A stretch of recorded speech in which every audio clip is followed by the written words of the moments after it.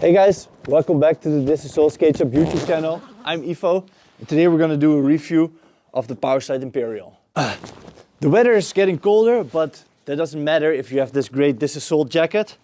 You can buy it at our web shop, of course. Everything you see here is available on thisissol.com.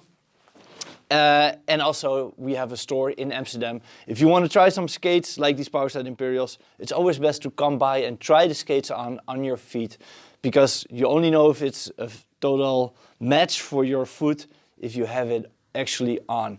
That's why we have this store, that's why we have all these models. Everything that's on the market of inline skating is right here for you to try. Make sure to click the link in the description to check out our web shop and to check out the jacket. In this review, we're going to run through the history of the Powerslide Imperial, going to tell you something about the brand, compare this model with other models and what sets it apart. Also going to tell you how to upgrade this skate and improve it. I will probably throw in some terms that you might not know about. And if you want to learn more about any of the things that I'm talking about, we have an entire video probably about each and any of these subjects already on our YouTube channel. So check out our channel and learn more about skating. Same thing about the history of this brand, because we actually have an behind the brand YouTube video with Matthias Knoll, the owner of Powerslide. So this is like an hour-long interview with him, exactly about how he started the company and built everything up. In short, I can tell you that Powerslide is one of the biggest brands in the industry. It's really specialized, so they are really good at improving their skates, especially.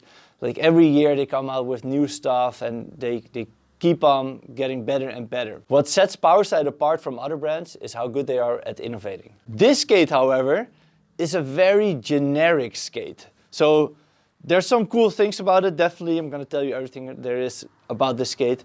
But in general, it's a very generic skate. It's a very normal skate. Everything is normal about it. 80 millimeter, 165 millimeter mount, like a buckle here, ankle buckle, laces there.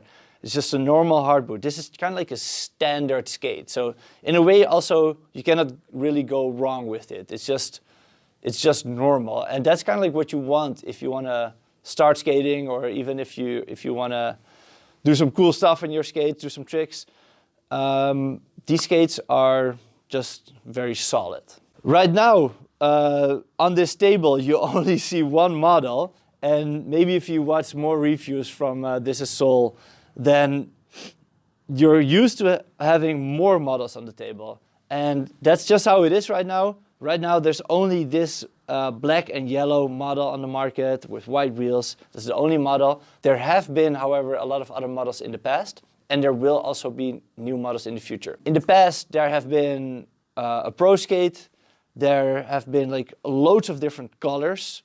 There is mainly like 4x80 wheelbases, but there's also been like the Mega Cruiser, which has 3x110 and 3x125 millimeter wheels. This is a casted frame. This is a casted frame, but there has also been folded frames and extruded frames. So there's differences in that area.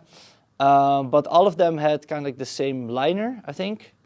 So it's all like this standard basic Fat Boy MyFit liner. And all right, so that's what was in the past. Lots of colors, a few different wheel options. And in the future, they will continue doing that. So if you watch this video 5 years in the future, probably the current lineup will be something similar, but it will be slightly different colors. And there will be 4x80 millimeter setup and a 3x110 setup available. I already know, of course, the lineup for 2024. We are in 2023 right now.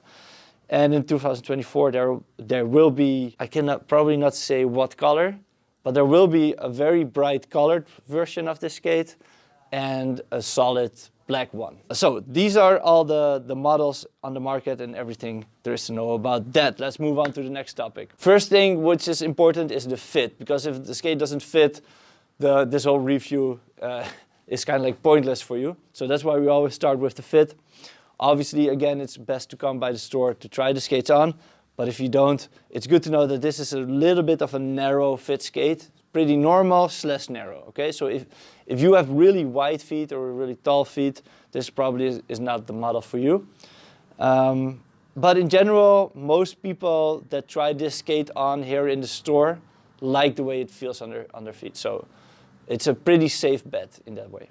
The sizing comes as dual sized. That means that for like 39 and 40, this is the same skate and these two sizes are bundled together. There are 5 shell sizes available: 37, 38, 39, 40, 41, 42, 43, 44, and 45, 46. And I think there was actually also a 35, 36 in the past as well for this skate. But right now for this one, at least there is not. Next topic is the flex. The forward flex is normal, is great. And the sideways flex is also great. It's a pretty stiff skate. It's not the stiffest, but it's pretty stiff. Especially compared to like if you have like a cheap soft boot. Something like, let's see, this here. One of these Roach's soft boots. This is a really weak skate. It has a lot of sideways flex. It's not ideal. And if you compare these two, then this is like super stiff actually. It's really important for slides, braking techniques and steering to have this stiffness. Here I made a little custom, so I put a different frame on it. I'll tell you more about that later. And you can see here that the back of the skate is a little bit higher than the front of the skate. This is the normal position, so normally in every skate the front of the foot is always a little bit lower. And the cool thing is about this skate is that it has this little yellow thingy here, and that is actually a shock absorber. So I can show it to you. It's on the inside. It's this yellow part here. So there's an integrated shock absorber. You cannot really change it. You can take it out, but there's no like alternative on the market that you can buy. It's not too thick. It's actually pretty thin. It looks thicker from the outside because it's actually only like 3 or 4 millimeters thick, but it does the job. It gives you a nice little bit more of a comfortable ride, but you don't want to have the shock absorber too thick though. So this is actually nice because if your shock absorber is really thick, then it also absorbs a lot of your energy. So this is a perfect shock absorber for a skate like this. Also, fun thing is that there's a hole in the insole that you see. This is for ventilation because there's also a hole in the bottom of the skate here. I am not a big fan of holes in skates because holes also means that there's water inside. And right now we're in October and the rain starts to come a little bit in the Netherlands. And I just like to skate through the rain because you have to go to places anywhere. What else can you do? Like cycling or skating. Skating is still better, right? But if you have a hole in your skate, your feet will start to get wet. So I always change this one to one that has no hole in it, glue it to the bottom so that your feet don't get wet. Next topic is the liner. And this is the MyFit Fatboy liner. It's not entirely, I think, the Fatboy liner. Like if you have a real Fatboy liner, it feels a little bit different. But in general, this is just the normal Fatboy liner, I think. This means that it's a heat moldable liner. Every MyFit liner is heat moldable, so it has the MyFit logo on it. And that means that you can take out the liner and put it in the oven, heat it up to 80 degrees Celsius, put it back in, put your foot back in, and then let it cool down. And then this material will become a little bit more like a fluid, and it will adjust to the shape of your foot. The part of the liner that is heat moldable is this part here and the tongue, but it's not the front. So this whole part will kind of like stay the same, but it's especially for the ankle bone, you will need this. Powerslide liners, in my opinion, kind of like lack a hole here for the ankle bone.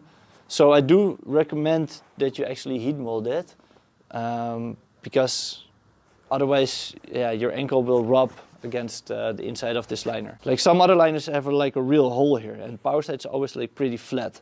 But they're also heat moldable, so that compensates for that.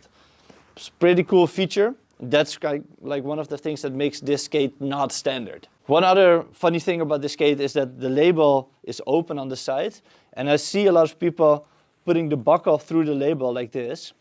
And I don't think that this is the way it's supposed to be done. I've also never seen anybody from Powerslide themselves do it like this. And I also think that it always looks a little bit funny if people do it. Because I see some customers or just people skating around Amsterdam doing that. Maybe it's also not a problem, but I don't think it's meant to be used like that. So my advice would also just to be to put the buckle over it. Next topic is the cuff. This one has riveted bolts. That means that I cannot take the cuff off. I wanted to like maybe try some different cuffs on this skate for you to know if there's another replaceable cuff for it, but I didn't want to destroy one of the skates. Next year though, 2024, there will be a new line, and it will have normal cuff bolts that you can unscrew. So maybe in the future we can look a little bit more into what cuffs fit on this skate otherwise than the standard Imperial cuff. There is, however, no real need to change this cuff because this cuff works fine. The flex is great, the height is normal, it has a little bit of a V-cut cuff, it has a nice protection of the buckle, and it has these flaps here. Of course, as always, you can cut off the flaps. You can also see this scissor label on the cuff, and if you have a good pair of scissors, like a really strong one, then you can just cut it off, and that makes it a little bit easier to close. For some Powerslide skates, like the Powerslide Next, I recommend you always to cut off these flaps, but for this one it's not super important. If it works, okay? But if you have a small ankle, then you might want to do it, because then it just goes in too much. So then you make it a little bit easier to close the skate. Same story for the buckle. The buckle is also a little bit long here, and if it's too long and it goes underneath the cuff here, then it rubs against the liner and there's too much pressure to really push it in. This buckle in particular is a little bit weak. It has like a weak point right here. So it folds a little bit sometimes. If there's a lot of pressure, just like the leverage actually folds instead of it pulling the buckle closer. The buckle is riveted on, and that means that it's really hard to take off. You can just take a drill and drill it on the inside. We have a video about this, of course, on our YouTube channel, how to take these buckles off if it's riveted. And also on our web shop, we have this customizer helper tool, and it has like an oversight of all these different customization things that you can do on skates that are a little bit hard to do. So one of these things is taking off the riveted buckle bolts. So if you buy this skate on our web shop, you can add like these customizer tools products to your shopping cart, and one of them is then to take the rivets off, and we'll do it for you then. So then you'll have the skate with normal bolts, and you can put your own buckle on it. So that's a nice little feature that we offer. Next topic is the ankle buckle. This is the standard ankle buckle from Powerslide. It works really well. So you can crank it like this, and then there's a button here in the middle to release it. The button is a little bit small, and it's a little bit weird. You don't have to press it like this, but you have to press it in this direction. And especially sometimes when people put the skates on for the first time, they close it really tight. And then that also means that it's really hard to release. And if you don't know exactly the angle yet where to push it, it's kind of like hard to find it. So you have to push it like that, and then pop, it pops open, and you can push it out. I always think the ankle buckle sits a little bit in the way, so I like to push it down if I do the laces. But even better, what I like is just to take this ankle buckle off, because I don't like the look of it. It's a personal preference of mine. You can have your own, because the ankle buckle, they do work, okay? So, and it's nice if your foot is pushed to the back. All that is great. Ankle buckles are great for that. But if you have the right lacing technique, then you can also do that with the lacing technique. And there's this quick little fix that you can do with the laces, where you can tighten it a lot harder, and then you can like overtake the function of the ankle buckle. We have a YouTube short on our YouTube page, and check out that short, because it has this special lacing technique that I'm talking about right now. And that's just a really good technique to learn. Next topic is the frame. This is a casted frame. Casting is a little bit of a brittle technique. If you make an extrusion, that's kind of like the other most common way to make frames. That's a lot more solid, a lot stronger. We have had a few warranty cases where people pulled out the thread in the frame by tightening these axles too hard. So you have to pay attention for that. In general, the frame works fine. It's a metal frame, so the performance is there. 4x80, it used to be a standard. It's still a standard, but I think it's a standard a little bit from the past. And I think in the future, frames will be more like 4x100 or 4x90 with a little bit of a rocker. But right now, the market is slowly converting to that.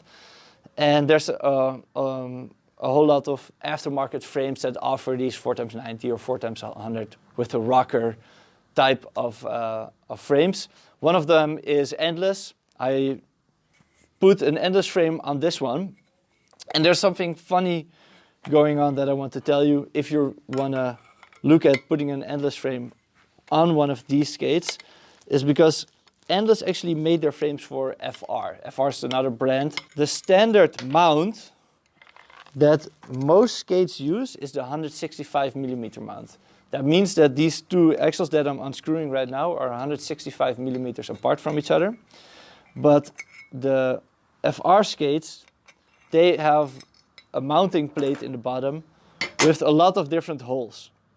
So Endless decided to make a frame for not like the standard 165 holes, but one hole further, which are 180 millimeters apart. And funny thing about this skate is that because you can move the mounting hardware back and forth, if you put it all the way to the outside, you can fit the 180 mount frame from Endless. So that's a kind of fun fact. And if you have it in this standard, the 180 mount, you're lower to the ground. Endless also makes a frame with the 165 millimeter mount, but then you're a little bit taller from the ground. So it's just a nice little geeky insight if you want to change frames. Any 165 millimeter mount frame will fit on this skate. There's hundreds and hundreds of frames available. We of course have them all on thisisall.com. You can put on one of the tri skates. I'm not a big fan of them. You can put like a 5-wheel frame on it. Everything is possible except for aggressive. You cannot put an aggressive frame on it. If you're gonna put a bigger frame on it with bigger wheels, you're gonna have a bigger leverage, okay? And you don't want the frame to be able to do this. You don't want there to be movement between the frame and the boot. And to have a nice and good connection, you need to have a metal plate in the bottom of your boot. And you can see it here on the inside, that there's quite a nice metal plate here on the inside. That means that this skate, at least the mounting part of this skate, is pretty well suited to accommodate for bigger wheels. One other thing about the frame is that there's no brake attached to it in the box. You can buy like a universal brake to it, and that will work. We have it on our web shop, of course, so you can add that as an extra if you want to have a heel brake.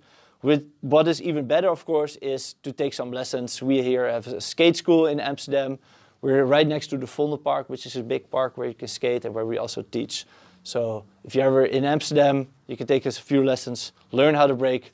That's the best thing to be able to do. It's really important. Next topic is the wheels and the bearings. Well, the bearings in this one are just fine. Don't worry about the bearings, they roll just fine. But the wheels, usually I also say that they're just fine, but these wheels in particular, they're very glassy or something. It's hard to describe, but all I can tell is that I just see these specific wheels wear down from customers really quickly. So if we sell one of the skates and we see the people later, then we always see that they wear down like really quickly, these wheels. Like let's say you make like a Powerslide or something, you already have a flat spot really quickly. Okay, I would definitely advise you to upgrade these wheels if you get this specific model. Probably if you're gonna get like the 2024 models, this is already fixed. This is, I think, just only for like the specific Imperial black and yellow version. Good to know. Then of course the best way to upgrade these wheels is with the roll-bait hydrogen or any other of the like good quality undercover wheels or Matter, or there's a couple of brands out there that are really good. Another thing to upgrade the skate on is you can buy an Intuition liner for it. This is one of the best performing liners. It's also really expensive, but it's definitely worth it. You can put a metal buckle on it, and I would advise you to put on some waxed laces, because these laces, they look waxed, but they're actually not. So if you have some waxed laces, you can tighten your skates a lot harder. I would also just take off this ankle buckle, but that's a personal choice, and then use my special lacing technique, which you can see in the YouTube short. If you're upgrading the wheels, I would also upgrade the frame to a 4x100 rocket frame. This gives you all the stability and still the maneuverability and speed, everything that a skater would want, you have in a frame like this. So my overall review of this skate is that it's a pretty good standard skate. There's nothing wrong with it. It just does what it does. The wheels are maybe the one thing that you can upgrade if you want to upgrade anything, but this is just a very good generic skate. Even if you're a beginner or an advanced skater, you're really well off with this one. Is there anything I missed from the Powerslide Imperial that you think is important? Drop it in the comments. Let me know. If you enjoyed the video, of course, give it a thumbs up. We make a new video every week, so consider subscribing to the channel, and I'll see you guys in the next one. Bye bye.